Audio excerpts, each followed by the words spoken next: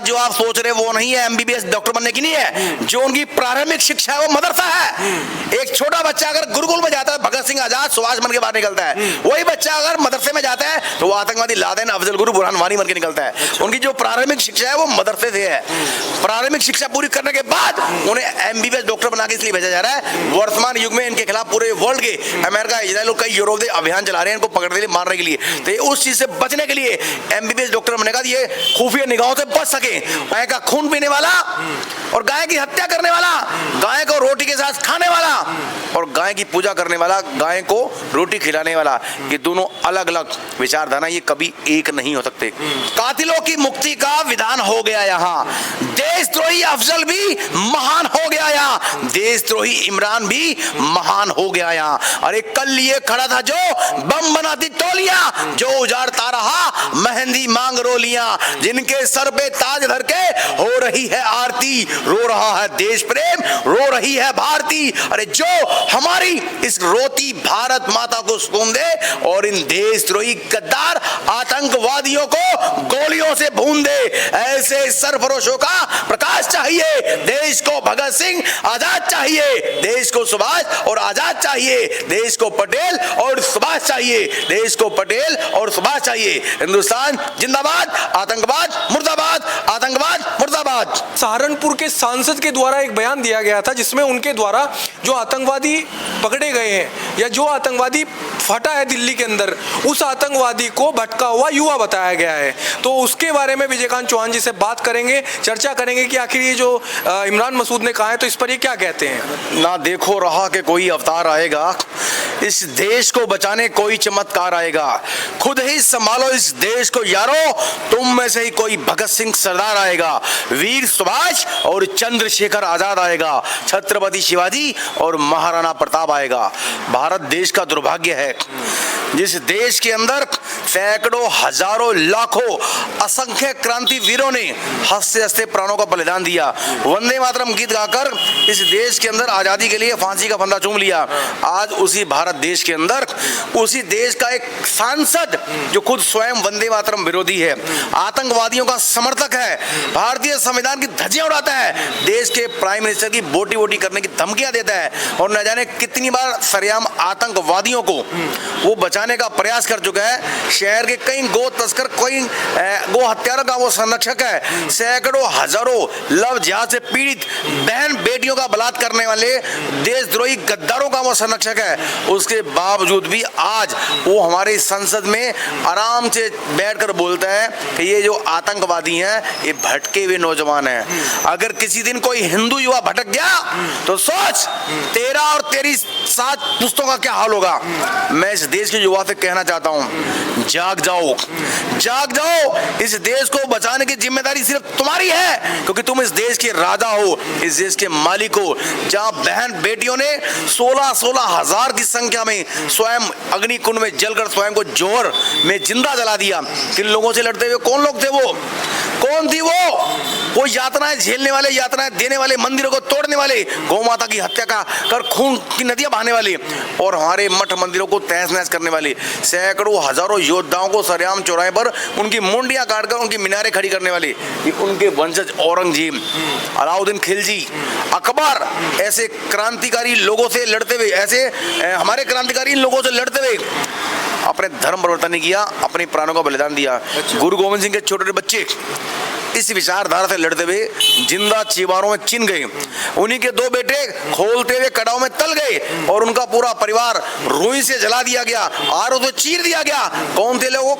हमें बताया जाता है कि नाथूराम गोडसे ने गांधी की हत्या की। गांधी का हत्यारा कौन था? लेकिन कभी नहीं बताया गया कि गुरु गोविंद सिंह के बच्चों को किसने मारा, गुरु तेग बहादुर को किसने मारा, गुरु गोविंद सिंह का पूरा परिवार किसने बलिदान किया।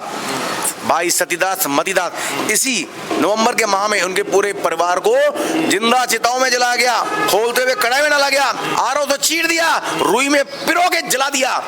उस परिवार का ये शहादत दिवस इस वक्त चल रहा है। हम उनके बेटे हैं, वंशज हैं। गाय का खून पीने वाला और गाय की हत्या करने वाला, गाय को रोटी के साथ खाने वाला और गाय की पूजा करने वाला, गाय को रोटी खिलाने वाला, ये दोनों अलग अलग विचारधारा, ये कभी एक नहीं हो सकते।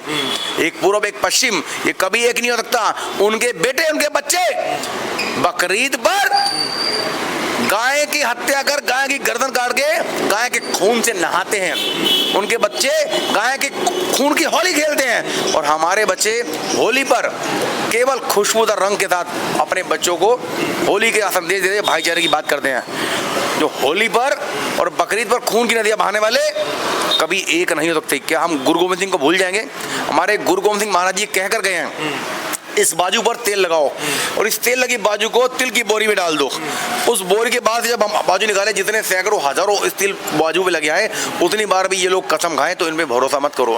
पूरी दुनिया में त्राहिमाम हो चुका है इसमें, पूरी दुनिया में, धरती के हर देश में इस वक्त इन्होंने अशांति और आतंक फैला रखा है।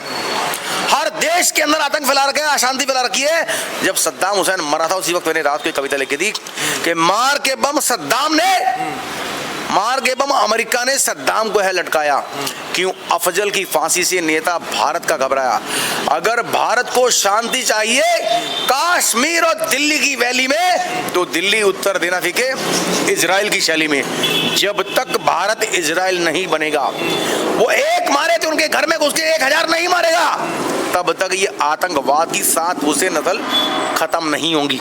इनकी जड़ में मट्ठा डालना होगा, इनका वंश मिटाना होगा, इनके बच्चों को भी चौक चौराहों पर जिंदा जो आतंकवाद फैलाकर अपने घर में चैन की नींद सोते हैं और 72 हुरों के लिए हमारे निर्दोष नागरिकों को, हमारी बहन बेटियों को मारते हैं, बलात्कार करते हैं, हमारे मठ मंदिर को तोड़ते हैं, गौ माता की हत्या करते हैं, हमारे धार्मिक प्रतीक चिन्हों पर मजाक उड़ाते हैं, हमारे त्योहारों पर मजाक उड़ाते हैं। जब तक मुंह तोड़ जवाब नहीं दिया जाएगा तब तक ये विचारधारा पनपती रहेगी।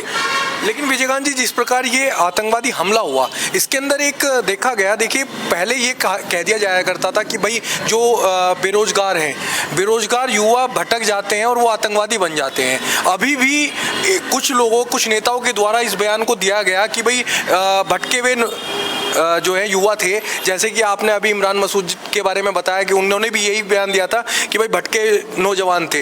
लेकिन ये जो पढ़े लिखे, जिनके ऊपर सरकारी पैसा लगता है, लगभग 1.5 करोड़ रुपए एक MBBS की पढ़ाई करने पे लगता है, और वो नौजवान अगर इस प्रकार की मानसिकता को लेकर के फट जाते हैं दिल्ली के लाल किले पर, उनके बारे में आप क्या कहना चाहेंगे? किस मानसिकता के तहत आकर के फट रहे हैं? समय समय पर हिंदू जाति गर तू गलती करती ना, गैर ना तेरे राजा होते इतना कष्ट उठाती ना। पकड़ पकड़ कर छोड़ दिया, वह क्या गलती थोड़ी थी, मौका पाते ही गौरी ने आंख पृथ्वी की फोड़ी थी। अगर दंड मिल जाता उस कुलघाती को तो बढ़ता वह कुलघाती ना। समय समय पर हिंदू जाति गर तू गलती करती ना, गैर ना तेरे राजा होते इतना कष्ट उठाती ना। कल फुर्सत ना मिली तो क्या करोगे, इतनी मोहलत ना मिली तो क्या करोगे? अरे रोज कहते हो कल आतंकवादियों से, देशद्रोहियों से, गद्दारों से लड़ेंगे। अरे कल तुम्हारी आंखें ना खुली तो क्या करोगे? अरे कल तुम्हारी आंखें ना खुली तो क्या करोगे? मैं इस बात पे कहना चाहूंगा, अगर उस वक्त मोहम्मद गौरी को पृथ्वी चौहान पहले ही हमले में मार देता तो आज इतिहास कुछ और होता। अगर महाराणा प्रताप का साथ उस वक्त के हमारे राजाओं ने दे दिया होता तो आज इतिहास कुछ और होता। अगर गुरु गोविंद सिंह के परिवार का साथ पूरे देश ने दे दिया होता तो आज इतिहास कुछ और होता। और इस प्रकार के सैकड़ों जयचंद गद्दारों ने अगर भारत के साथ गद्दारी ना की होती, आज धरती पर इस विचारधारा का नामो निशान भी ना होता। मैं कहना चाहूँ उन देशद्रोहियों को, भारत सरकार को भी, जितनी बार हमने गलतियां करी उन गलतियों को बार बार दोहराया मत जाए। लोग कहते हैं इंदिरा गांधी आयरन लेडी थी, काहे की आयरन लेडी थी वो? 93,000 पाकिस्तानी दरिंदे राक्षस पकड़कर जिंदा छोड़ दिए, अपने 345 पायलट वापस नहीं मंगाए। आखिर क्यों? ये युद्ध किसके नाम पर किया? क्योंकि इंदिरा गांधी चुनाव हारने वाली थी। पूरे देश के अंदर उसके खिलाफ एक विद्रोह पनप रहा था। उस विद्रोह को दबाने के लिए साइकोलॉजिक इमोशनल कार्ड खेला गया। और एक बार इन्हीं के एक पूर्वज ने, इनके एक नेता ने युद्ध के नाम पर पूरे देश के सैकड़ों हजारों लाखों माताओं बहनों के गहने तक उतरवा लिए, दान में ले लिए। और बदले में क्या किया? हमारे सैकड़ों हजारों सैनिक मार दिए और जीत का झूठा ढिंडोरा पिटवा दिया। हमारे देश के लाल बहादुर शास्त्री को जब ताशकंद में मार दिया गया, उसकी कोई जांच आज तक नहीं की गई। किसने जहर दिया? जिसने जहर दिया उसको हमारी भारत की सरकार उस वक्त की पाकिस्तान में रहते पेंशन देती रही, लाखों करोड़ों को भेजे गए। योजनाबद्ध तरीके से हमारे देश के पूर्व सच्चे राष्ट्रभक्तों को मारा गया, PM को मारा गया और देश के कई वैज्ञानिकों को मारा गया। इसलिए ये बम विस्फोट हो रहे हैं। अगर हमारे उस वक्त के भाभा जैसे और बड़े बड़े वैज्ञानिक आज जिंदा होते, उनकी बात मानी गई होती, उनके रास्ते पे चला गया होता, तो आज भारत अखंड होता, पाकिस्तान का नामो निशान भी धरती पे न होता। सैम मानेकशॉ जो हमारे पहले फील्ड मार्शल थे, उसकी तनख्वाह तनख्वाह भी, अब्दुल कलाम की पेंशन भी अब्दुल कलाम के टाइम में आने के बाद रिन्यू हुई, क्योंकि इंदिरा गांधी जैसे लोगों ने उनके साथ भी मिसबिहेव किया, उनके साथ भी बहुत बुरा बर्ताव किया। हमारे देश के बड़े बड़े ऐतिहासिक योद्धाओं का अपमान इस भारत के अंदर किया। हमारे देश का क्या गुनाह है, बच्चों का क्या गुनाह है? हमारे बच्चों को बताया ही नहीं गया कि हम किन के वंशज हैं। हमें बताया गया औरंगजेब महान है, टीपू सुल्तान महान है, अलाउद्दीन खिलजी महान है, अकबर महान है, बहन बेटियों के बलात्कारी, देशद्रोही, मठ मंदिर तोड़ने वाले, गो हत्यारे, खून की नदियां बहाने वालों को हमारी किताबों में महान बताया गया। क्यों? क्योंकि हमारे बच्चों को पता ही नहीं है देश के पहले 5 शिक्षा मंत्री मुसलमान है। पहला शिक्षा मंत्री अफगानिस्तान का, जैसे हिंदी भी नहीं आती, मदरसा छापता, मदरसा ब्रांड। हमारे महापुरुषों को हमारी किताबों में आतंकवादी लिखता है। आपका नाम क्या बताया? कार्तिक। माननीय कार्तिक जी, अगर कोई आपको ये कहे कि आपके पिताजी बलात्कारी थे, देशद्रोही थे, आतंकवादी थे, जुआरी, सट्यारे या शराबी थे, तो क्या आप मंच पे बोल पाएंगे मेरे पिताजी इतने महान थे? क्योंकि आपको बताया नहीं गया। इसी तरह हमारे महापुरुषों के साथ इन्होंने पूरे देश में मिसबिहेव किया, हमारी किताबों में भर दिया। हर बच्चों को ये बताया कि तुम्हारे महापुरुष बलात्कारी थे, देशद्रोही थे, याद थे, फलाना ढिमकाना। अगर हमारे बच्चों को ये बताया जाए कि हम महाराणा प्रताप के वंशज थे, जिन्होंने एक तलवार के अंदर बहलोल खान उसके घोड़े को ऐसे तलवार से चीर दिया, टुकड़े टुकड़े कर दिए, उसके 2 भाग कर दिए, ये बात बोलते हमारी बाजू खड़ी होती, बाल खड़े हो जाते हैं। शौर्य और वीरता की कहानियां हमारी किताबों से गायब कर देगी। जिन बच्चों को हमारी कहानियां सुन के वीरता और उत्साह का उमंग पैदा होता था, शौर्य पैदा होता था, युद्ध के लिए वो ललायत होते, जुनून से भर जाते थे, वो किस्से कहानियां हमारी किताबों से गायब कर दी है। मुसलमान कुरान पढ़ा सकता है मदरसों के अंदर, बाइबल ईसाई पढ़ा सकता है, लेकिन हमारा हिंदू बच्चे अपने स्कूलों में रामायण और महाभारत गीता नहीं पढ़ सकते। तो जो बच्चा अपना इतिहास ही नहीं जानता, जैसे अपने पूर्वजों को पता ही नहीं है, जैसे पता ही नहीं है राम कौन है, कृष्ण कौन है, हमारे महाभारत गीता वेद पुराण क्या है, तो उसके सामने कोई क्या कहेगा? वो आराम से ईसाई बन जाएगा, आराम से मुस्लिम बन जाएगा।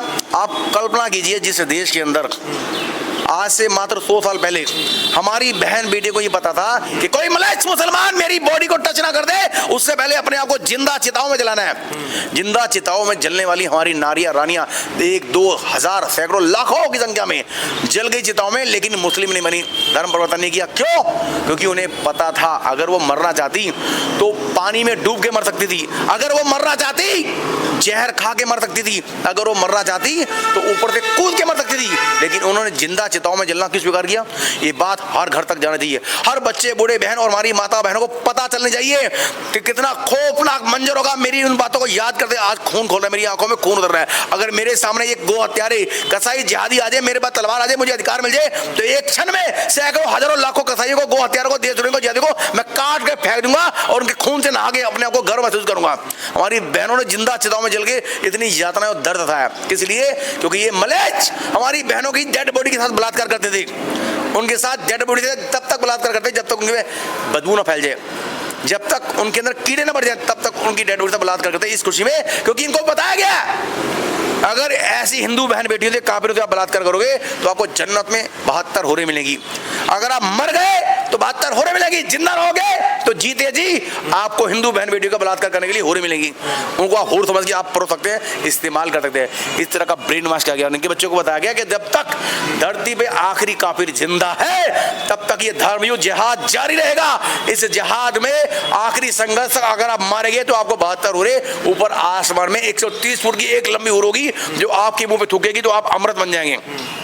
इस तरह का साइकोलॉजिक भ्रम फैला के इनका ब्रेन वॉश किया गया। लेकिन एक बात बताइए, चलिए ब्रेन वॉश किया जाता है, एक अनपढ़ कोई व्यक्ति हो और एक बच्चा जो पढ़ लिख करके उसका ब्रेन वॉश किया जा रहा है, जिसमें अभी पता चला कहानी महाराज जो आप सोच रहे वो नहीं है, एमबीबीएस डॉक्टर बनने की नहीं है। जो उनकी प्रारंभिक शिक्षा है वो मदरसा है। एक छोटा बच्चा अगर गुरुकुल में जाता है, भगत सिंह आजाद, सुभाष बन के बाहर निकलता है। वही बच्चा अगर मदरसे में जाता है तो वो आतंकवादी लादेन, अफजल गुरु, बुरहान वानी बन के निकलता है। उनकी जो प्रारंभिक शिक्षा है वो मदरसे से है। प्रारंभिक शिक्षा पूरी करने के बाद उन्हें एमबीबीएस डॉक्टर बना के इसलिए भेजा जा रहा है। वर्तमान युग में इनके खिलाफ पूरे वर्ल्ड के अमेरिका, इजराइल, कई यूरोप अभियान चला रहे हैं इनको पकड़ने के लिए, मारने के लिए। तो उस चीज से बचने के लिए एमबीबीएस डॉक्टर बनने का, ये खुफिया निगाहों से बच सके, उससे बचने के लिए ये किसी भी रूप में आके सामने हिंदुओं को मारने का अभियान चला सके, चाहे वो इंजेक्शन के माध्यम से, केमिकल के माध्यम से या बायोकेमिकल के माध्यम से। वर्ल्ड स्तर पर 1 करोड़ से ज्यादा हिंदू मारने की योजना थी। इसमें जो विस्फोट हुआ है वो केवल 350 ग्राम था और ये 29 2100 किलो था, यानी पूरे भारत में एक साथ 100 जगह हमले करने की योजना उनकी थी। अगर वो सफल हो जाते कम से कम 1 करोड़ हिंदू मारे जाते, दुनिया का सबसे बड़ा नरसंहार होता। इजराइल से भी बड़ा, अमेरिका के 26/11 से बड़ा, और आजादी के जब देश का बंटवारा था सन 47 उससे भी बड़ा नरसंहार करने की प्लानिंग इनकी थी। अगर भारत के अंदर योगी और मोदी की सरकार ने होती और उस वक्त हिंदूवादी सरकार ने होती, अब तक ये बहुत बड़ा नरसंहार हम झेल चुके होते, हम त्राही माम कर रहे थे, पूरी लाशों के ढेर लगे होते पूरे। लेकिन विजयकांत जी देखिए, जिस प्रकार अभी मोदी और योगी की सरकार में इनका भंडाफोड़ हुआ, हमारी जो सेना है एटीएस है उसने इनको जाकर के धर दबोचा, इनके जहां बिल में ये लोग छुपे बैठे थे। उसके बावजूद हमारे देश का विपक्ष जाकर के कहता है कि ये लोग, ये जो आतंकवादी हमला हुआ दिल्ली लाल किले पर, ये तो बीजेपी ने बिहार चुनाव के चक्कर में करवाया। क्या लगता है ऐसे लोग जो आकर के ये कह रहे हैं, जिम्मेदार व्यक्ति इस प्रकार से अनगढ़ बातें कर रहे हैं, हमारी सेना के ऊपर जो ये आरोप लगा रहे हैं? भारत सरकार को तुरंत एक कठोर कानून बनाना चाहिए। देश के साथ जो भी गद्दारी करे, चाहे वो विपक्ष का नेता हो या अपना हो, कोई बड़ा कोई भी हो, जो भी गद्दारी करे तो तुरंत भारत माता या किसी भी हर शहर के अंदर एक भारत माता चौक बनना चाहिए। उस भारत माता चौक पर ऐसे गद्दार को, देशद्रोही को, आतंकवादी को चौराहे पे फांसी दी जाना चाहिए। फांसी देने के बाद उसकी डेड बॉडी का एक टुकड़ा भी नीचे नहीं गिरना चाहिए और 100 फुट ऊपर हवा में से फांसी दी जाए, वही उसको जिंदा जला दिया जाए, उसकी राख भी भारत में ना गिरे, उसी राख को भी उठा के 7 समुद्र पार उनके देश में हवाई जहाज से फेंका जाए, ताकि उनको भारत की मिट्टी भी नसीब ना हो। ये भारत का विपक्ष हमेशा गद्दार रहा है और रहेगा, क्योंकि इनका एक ही मिशन रहा है, अगर आप सत्ता में हो तो लूट करो, अगर आप विपक्ष में हो तो हिंदुओं में फूट करो। पूरी दुनिया जानती है कि भारत के अंदर या पूरी दुनिया के अंदर ये जितने भी जिहादी मलेच्छ लोग हैं और ये जितने भी अन्य धर्मांतरवादी लोग हैं, ये आज तक कभी भी कहीं भी बराबरी की लड़ाई नहीं लड़े। इन्होंने हमेशा छुप कर वार किया है, एजेंडा चलाया, घेर के मारा है, आज तक बराबरी लड़ाई कभी नहीं लड़ी। इजरायली ने चैलेंज करके मार रहा है, एक आदमी इजराइल का सैकड़ों को मारा, उनके 1200 मारे, उन्होंने 1 लाख मार दिए और 10 लाख से ज्यादा लोग अपाई लूले लंगे कर दिए है। सामने लड़ने की हिम्मत, ऐसे ही भारत का हर बच्चा 1.25 लाख के बराबर एक है। अगर ये ऐलान करे कि हम भारत से लड़ना चाहते हैं, किसी हिंदू से लड़ना चाहते हैं, आमने सामने की लड़ाई बराबरी ऐलान करके कर दें, एक कभी नहीं जीत पाएंगे, क्योंकि इन्हें सिखाया गया हलाल करना, बांध के मारना। तो इसी तरह अब भी ये युद्ध स्तर पर युद्ध छेड़ चुके हैं, इनका गृह युद्ध जारी है और कई सालों से जारी है, 1400 साल से निरंतर जारी है।